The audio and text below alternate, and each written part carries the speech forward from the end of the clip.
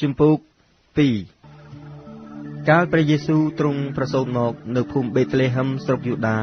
ក្នុងរាជស្ដេចហេរ៉ូតនោះមានពួកហោពីទិសខាងកើតមកដល់ក្រុងយេរូសាឡឹមសួរថាតើព្រះអង្គដែលប្រសូតមកធ្វើជាស្ដេចសាសយូដាទ្រង់គង់នៅឯណាពីព្រោះយើងបានឃើញផ្កាយរបស់ទ្រង់ពីទិសខាងកើតមកហើយយើងមកថ្វាយបង្គំទ្រង់កាលស្ដេចហេរ៉ូតបានឮនោះទ្រង់មានស្ដីវិតកៈព្រួយព្រមទាំងពួកអ្នកនៅក្រុងយេរូសាឡឹមទាំងអស់គ្នាផងកាលបានប្រជុំពួកសង្គ្រាចនិងពួកអាចារ្យនៃបណ្ដាជនមកសាកសួរពីព្រះគ្រីស្ទដែលទ្រង់ត្រូវប្រសូតនៅឯណានោះគេក៏ទូលទ្រង់ថានៅឯភូមិបេតលេហឹមក្នុងស្រុកយូដាព្រោះហោរាបានចែងសេចក្តីទុកមកដូចនេះថាឯងបេតលេហឹមស្រុកយូដាអើយឯងមិនមែនតូចជាងគេក្នុងពួកចៅហ្វាយនៅស្រុកយូដាទេត្បិតនឹងមានចៅហ្វាយមួយចេញពីឯងមកចៅហ្វាយនោះនឹងខ្វៀលអ៊ីស្រាអែលជារាជអញនោះស្ដេចហេរ៉ូតក៏ហៅពួកហោនោះមកដោយសម្ងាត់សាកសួរយ៉ាងម៉ត់ចត់ទីផ្កាយនោះបានលេចមកពីកាលណារួចទ្រង់ចាត់គេឲ្យទៅឯបេតលេហឹមដោយបង្គាប់ថាចូលអ្នករាល់គ្នាទៅស៊ើបដំណឹងពីកូនតូចនោះឲ្យច្បាស់លាស់កាលណាបានឃើញហើយនោះត្រូវមកប្រាប់ដល់យើងវិញដើម្បីឲ្យយើងបានទៅថ្វាយបង្គំទ្រង់ដែរកាលគេបានទទួលបង្គាប់នៃស្ដេចស្រេចហើយនោះក៏នាំគ្នាចេញទៅឯផ្កាយដែលគេបានឃើញពីទិសខាងកើតនោះក៏នាំមុខគេដរាបដល់ចំពីលើកន្លែងដែលបុត្រតូចនៅទើបឈប់គេមានស្ដីអំណរជាខ្លាំងក្រៃដោយឃើញផ្កាយនោះហើយក៏ចូលទៅក្នុងផ្ទះឃើញបុត្រតូចនៅជាមួយនឹងម៉ារីជាមាតារួចក៏ក្រាបថ្វាយបង្គំ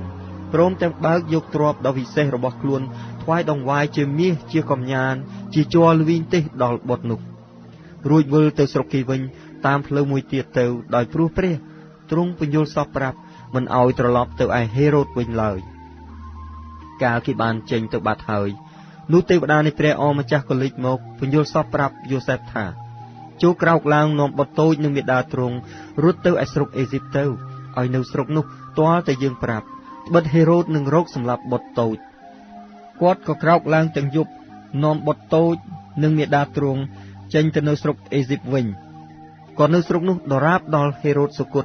ដើម្បីឲ្យបានសម្រេចសេចក្តីដែលព្រះអម្ចាស់ទ្រង់ប្រាប់ដោយសារហោរាថាអញបានហៅកូនអញចេញពីស្រុកអេស៊ីបមកលុះហេរ៉ូតឃើញថាពួកហោបានបញ្ឆោតទ្រង់នោះទ្រង់មានស្ដីក្រេវក្រោធជាខ្លាំងក៏ចាត់គេឲ្យទៅសម្លាប់អស់ទាំងកូនប្រុសនៅបេតលេហឹមនិងក្នុងក្រវល់ស្រុកនោះទាំងអស់តាំងពីអាយុ2 ឆ្នាំចុះមកតាមកំណត់ថ្ងៃដែលទ្រង់បានសួរពួកហោយ៉ាងម៉ត់ចត់នោះបានសម្រេចសេចក្តីទំនាយដែលហោរ៉ាយេរេមៀបានទាយទុកមកថាមានឮសំឡេងនៅរ៉ាម៉ាជាសូរទំនួញយំសោកហើយកាន់ទុកគឺនាងរ៉ាជែលយំនឹងកូននាងហើយមិនព្រមខ្សានចិត្តសោះត្បិតកូននាងវិនិច្ឆ័យបាត់ហើយលុះហេរ៉ូតបានសុគតរួចហើយនោះទេវតានៃព្រះអម្ចាស់លេចមកពន្យល់សពប្រាប់យូសេបនៅស្រុកអេស៊ីបថាចូលក្រោកឡើងនាំបុត្រតូចនិងមាតាទ្រង់ទៅនៅឯស្រុកអ៊ីស្រាអែលវិញទៅ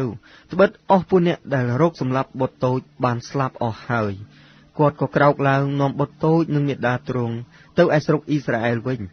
ប៉ុន្តែគាត់ឮថាអឺខេឡូសបានសោយរាជ្យនៅស្រុកយូដាជំនួសហេរ៉ូតជាបិតាទ្រង់នោះគាត់ខ្លាចមិនហ៊ានទៅឯទីនោះទេក៏ចេញទៅនៅស្រុកកាលីលេវិញតាមដែលព្រះទ្រង់បានពន្យល់សពប្រាប់គាត់រួចគាត់តាំងទីលំនៅភូមិណាសារ៉េតដើម្បីឲ្យបានសម្រេចសេចក្តីដែលពួកហោរាបានទាយថាគេនឹងហៅទ្រង់ជាអ្នកស្រុកណាសារ៉េត